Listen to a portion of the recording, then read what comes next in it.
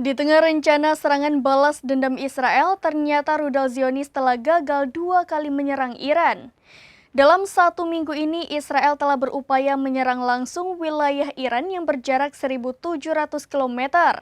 Namun Israel membatalkan upaya penyerangan tersebut hingga 2 rudal gagal diluncurkan.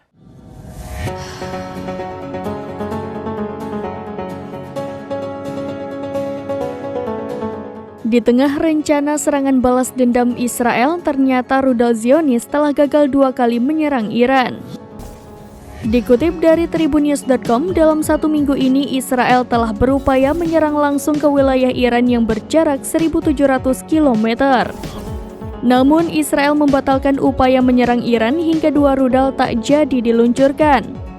3 sumber Israel mengatakan kabinet perang kemungkinan tidak akan menyerang Iran sampai setelah Paskah pada akhir April. Pernyataan itu dibongkar oleh seorang pejabat senior Amerika Serikat yang tak ingin disebutkan namanya.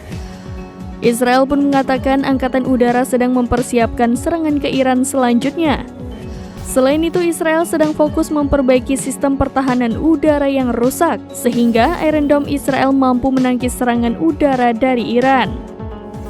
Menteri Luar Negeri Inggris dan Jerman juga telah mengunjungi Israel kemarin dalam upaya untuk meredakan ketegangan setelah serangan Iran.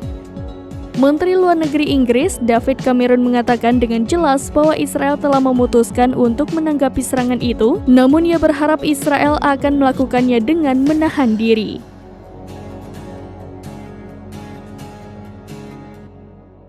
Demikian informasi terkini Syeda Ralun. Saksikan terus berita lainnya di kanal YouTube Serambi News, website dan Facebook serambinews.com.